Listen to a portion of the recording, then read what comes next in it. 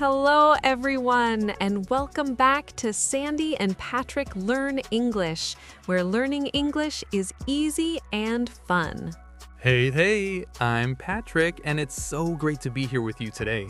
Hello to all our wonderful listeners. Whether you're at home, at work, or on your way to school or the store, we're so happy to have you with us. And I'm Sandy.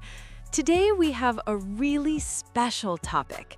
It's something that many of you can relate to, especially if you're a parent, an older sibling, or you take care of younger family members. Yes, today we're going to talk about daily routines, specifically family routines. And since many of you are learning English and may have young kids or know someone who does, we'll go through the common words and phrases used in a family's daily schedule. Exactly. Whether you have kids or not, this episode will help you understand some everyday vocabulary that's useful for any home routine. We'll talk about the morning routine, the afternoon routine, and of course, the nighttime routine. Yes, and trust me, routine is so important for everyone, kids and adults. But before we start, we have a small favor to ask from our wonderful listeners. That's right. If you're enjoying our podcast, please take a second to click the like button. It helps us a lot, and it makes us very happy. And please don't forget to subscribe to Sandy and Patrick Learn English. That way, you can join us for every episode and get more tips to improve your English. And share this podcast with your friends and family. Maybe someone you know has young kids and needs some help with English vocabulary for their daily routine. Okay, Sandy, let's get started. First, let's talk about the morning routine. I think this is where the chaos begins. The morning rush, yes. For me, it starts very early. I have 2 kids, and they don't understand the concept of sleeping in. So how about you, Patrick? What time does your morning start? Yes. For me, my morning starts at 6 a.m. every day. And you know what? I don't need an alarm clock. My son comes into my room and says, "Daddy, wake up, I'm hungry." Oh, wow! That sounds like a very effective alarm clock. So the first thing you do is wake up and get out of bed, right? Exactly. And then we go to the kitchen for breakfast. Breakfast is so important, isn't it? Absolutely. So what do your kids eat for breakfast? They usually eat cereal, simple and quick. Sometimes they ask for pancakes, but I have to tell you, making pancakes is a bit of a challenge.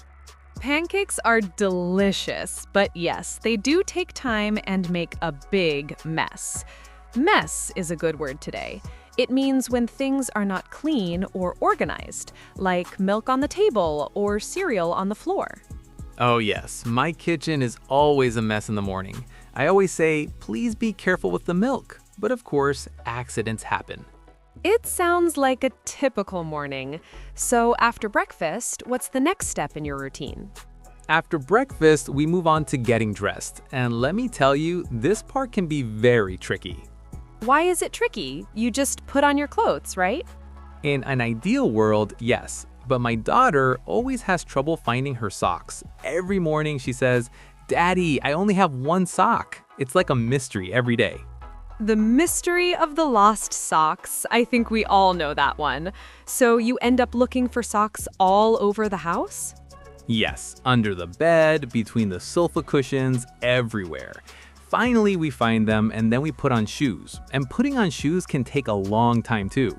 Shoes can be a problem too. Sometimes they put the left shoe on the right foot. Yes, and it's cute, but definitely not comfortable. Now, when the kids are at school, I have some time for myself or to do some work around the house. There are always chores to do, right? Yes, chores. That's a good word. Chores are the small jobs you do around the house, like washing the dishes or doing the laundry. Exactly. With kids, there's always a lot of laundry. Dirty shirts, dirty socks, dirty everything. And what about the toys? Are they everywhere in your house?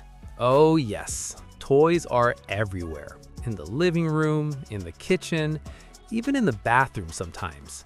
It's like there's no escape from them. So you have to tidy up, right? Yes, exactly. Tidying up means cleaning and putting things in the right place. I always tell my kids, please, it's time to tidy up. Put your toys in the box. Do they listen to you? Sometimes, but usually I have to help them. We sing a little song while we clean. It makes it fun for them. Another game. You're a fun dad, Patrick. I try to be. So after all the cleaning, what do you do in the afternoon when the kids come home? Now, when the kids are at school, I have some time for myself or to do some work around the house. There's always chores to do, right? Yes, chores. That's a good word. Chores are the small jobs you do around the house, like washing the dishes, cleaning, or doing the laundry. Exactly. With kids, there's always a lot of laundry. Dirty shirts, dirty socks, dirty everything. And the toys, are they everywhere in your house? Because I know they multiply when kids are around. Oh yes, toys are everywhere. In the living room, in the kitchen, even in the bathroom sometimes. It's like they have their own life.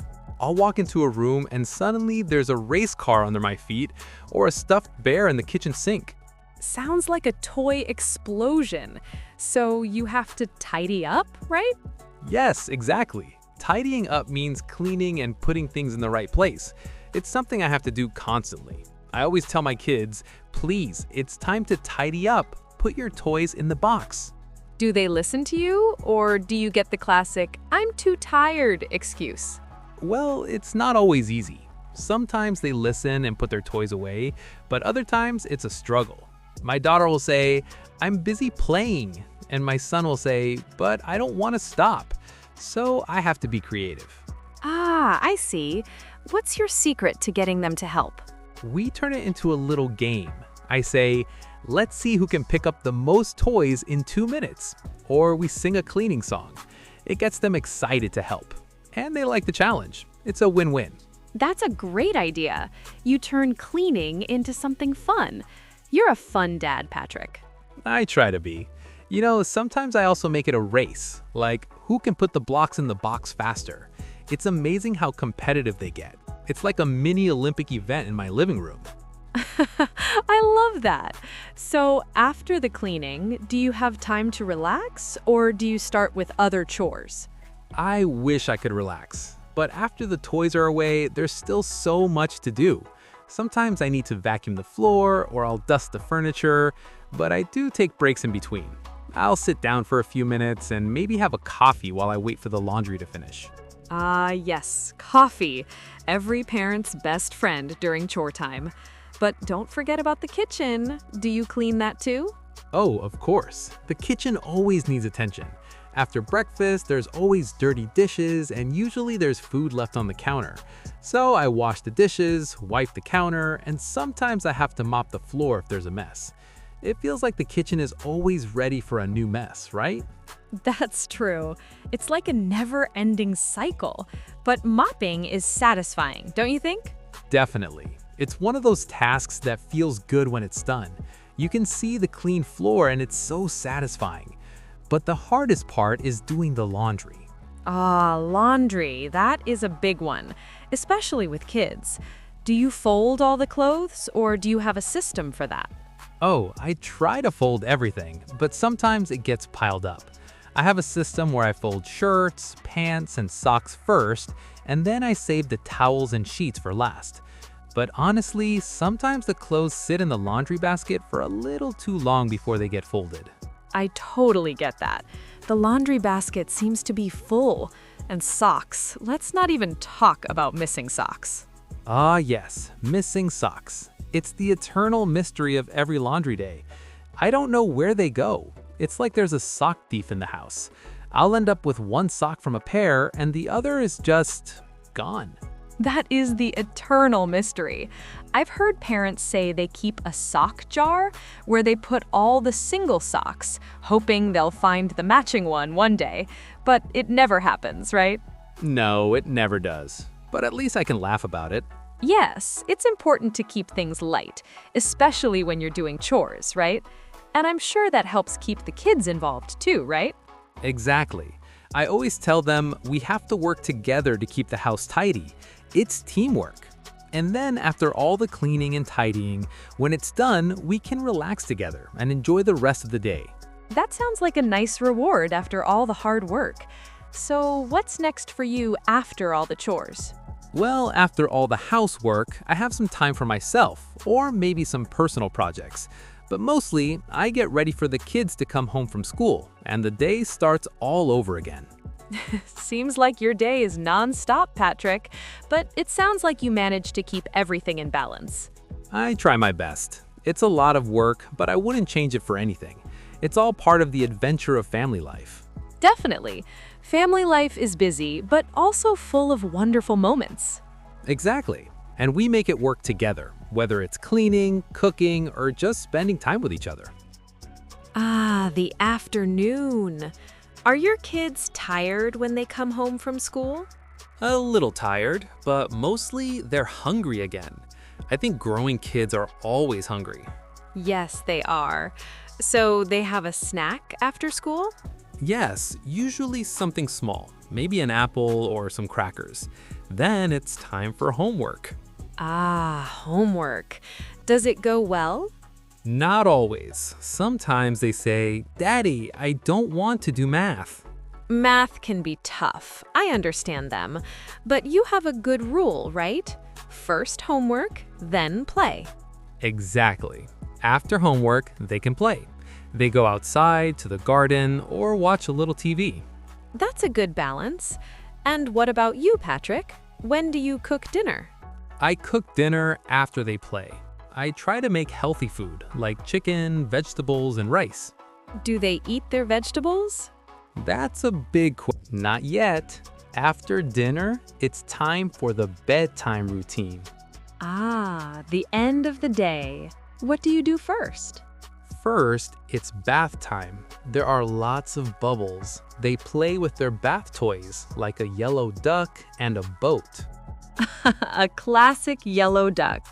Then do they put on their pajamas? Yes, soft, comfortable pajamas.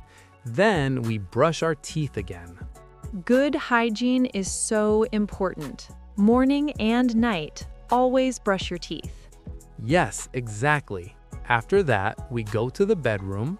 Wow, Patrick, that was a long day, but so many good things happened in your routine. Yes, I love it. Routine is important for everyone, especially for kids. They like to know what comes next. It helps keep things less stressful. So let's quickly review some of the words we used today.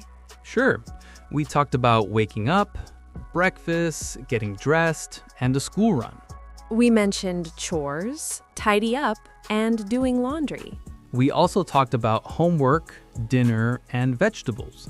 And finally, the bedtime routine, bath time, pajamas, and story time.